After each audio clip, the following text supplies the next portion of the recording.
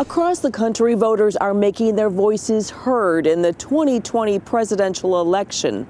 But even as voting ends today, the winner may not be known for days. In the final hours of the campaign, a confident President Trump made his case for re-election, blitzing North Carolina, Michigan, Wisconsin, and Pennsylvania with huge, enthusiastic crowds. This does not look like a second-place finish. The Biden campaign spreading out across Ohio and Pennsylvania in the final hours. We're going to win Pennsylvania, and we're going to show the world what America stands for. Former President Obama campaigning for his former vice president in Georgia in hopes of turning it blue. With about 100 million ballots cast before Election Day, Dr. Michael McDonald of the University of Florida tells CBN News that record-breaking turnout is expected. We're over twice the number of people who voted early than in 2016. I'm thinking that we're going to have about 160 million people vote in the election. That'd be a turnout rate of 67%, a turnout rate that we haven't seen since 1900. McDonald told CBN News that while early votes may favor Biden, Trump supporters are more likely to vote today. We're going to have to see that Election Day vote. That could shift it back towards Trump. President Trump has insisted the winner should be declared on election night, but says he won't declare victory prematurely. Only when there's victory. I mean, there's no reason to play games. McDonald says it could take days to determine a winner. We may know something about what's happened and who the next president-elect will be with those fast-counting states like Florida, if it's decisive enough. It comes down to some other states like Pennsylvania, Michigan, Wisconsin. Election officials there are saying it could take 3 to 4 days for them to process them all, and we wouldn't get the election results from those states until maybe Friday of this week. Meanwhile, in anticipation of protests after the election, barriers have been put up around the perimeter of the White House. All reasons why Dr. Ed Stetzer of the Billy Graham Center at Wheaton College says that once this election is finished, the church should take the lead in healing a divided America. I hope we'll remember that Jesus is not coming back riding a donkey or an elephant, and we need to unite the church, build these bridges, get back on mission, show and share the love of Jesus to a broken and hurting world. Heather Sells, CBN News. Well, CBN News senior editor John Waggy is here to give us his predictions. John, what will you think will be the first indication of where this election is going?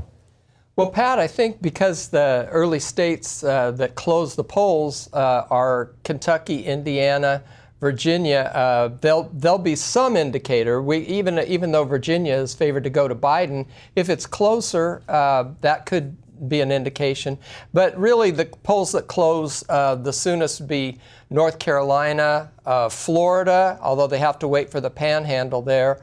Ohio closes at 7:30 Eastern time. So those are some of the states that we'll be watching to see the presidential outcome. Of course, there are key Senate races in North Carolina and some of the other early closing states. New Hampshire closes fairly early, and so that might be an indicator, too, if Trump is to make any kind of inroad into New England. Last week, you made a bold prediction that the president would win 323 electoral votes. Now, have you changed your mind over the last few days? Pat, I haven't changed my mind on that. I'll stick with that. There are, of course, those battleground states of Pennsylvania and Michigan, Wisconsin, all the places where the candidates have been recently. Florida, of course, that's one we'll be watching probably the closest early in the evening, because that has to go for Trump. And if it does, then he could be, on his way to something like 323 electoral votes. I'm not so sure, Pat, that it couldn't go higher than that. But I'm not going to predict it. I'll stick with my 323. Well, what about the House and Senate?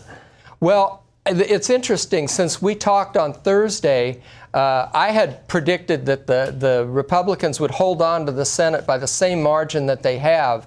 There are a couple races that are interesting. The Iowa Des Moines Register poll came out this weekend, and not that I trust the polls too thoroughly, but Joni Ernst was leading by a pretty healthy 6-point margin in that poll, while President Trump had moved out to a 7-point lead in the state. So it may be that Trump coattails are helping Joni Ernst against her challenger, Teresa Greenfield, who's a real estate developer.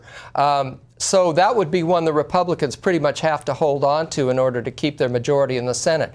There's another race that's of interest, Pat, and that's, of all things, in Minnesota. And I did not pick this race for the Republicans, but in Minnesota, the challenger, Jason Lewis, has closed to within 1 to 3 points, 1 point in one poll and 3 points in another. He was 11 points down not too long ago against Tina Smith, who was the replacement for Al Franken a few years back. So if this one emerges on the radar screen at the last minute, that could be even more of a boost for the Republicans in holding on to the Senate. Well, you know, Minnesota's a little weird. They put a wrestler in as a governor, and they put a comedian in as a senator. I mean, that would be amazing. Or does that mean that maybe you think Trump will take Minnesota? Well, I predicted Trump would win Minnesota, and that would be a very unusual happening because, as you remember, Pat, even Ronald Reagan, when he swept 49 states, did not win Minnesota. His advisors urged him to make one last stop in the state. He decided not to do it, and he lost by 3,000 votes. So, you know, Minnesota is a very, very blue state when it comes to presidential elections. I'm picking it to go red this year.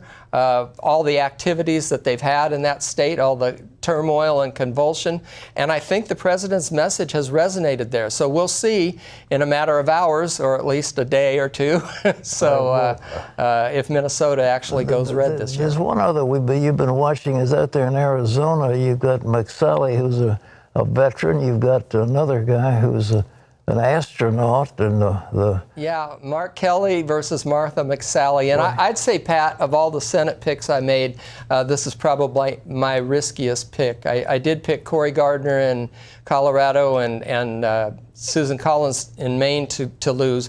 Martha McSally is probably the one I picked to win that has the narrowest opportunity for victory. But they did have a 96-mile car rally for Trump in Arizona. That's pretty astounding in itself, and his coattails may be long enough for her as well. Well, the McCain troops have been kind of against Trump all the way down the line.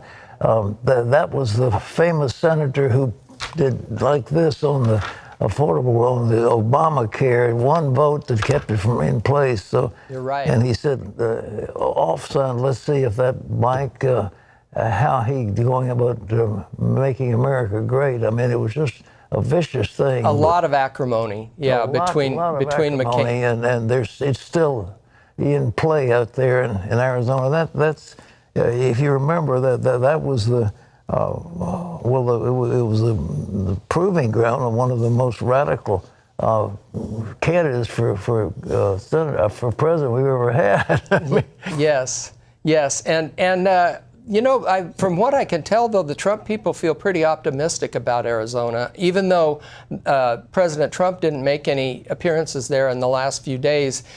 He did go a couple of times, and Vice President Pence, I believe, went. So it'll be interesting to see if they hold on to those 11 electoral votes and keep the Senate seat. Well, amen. Well, John, thank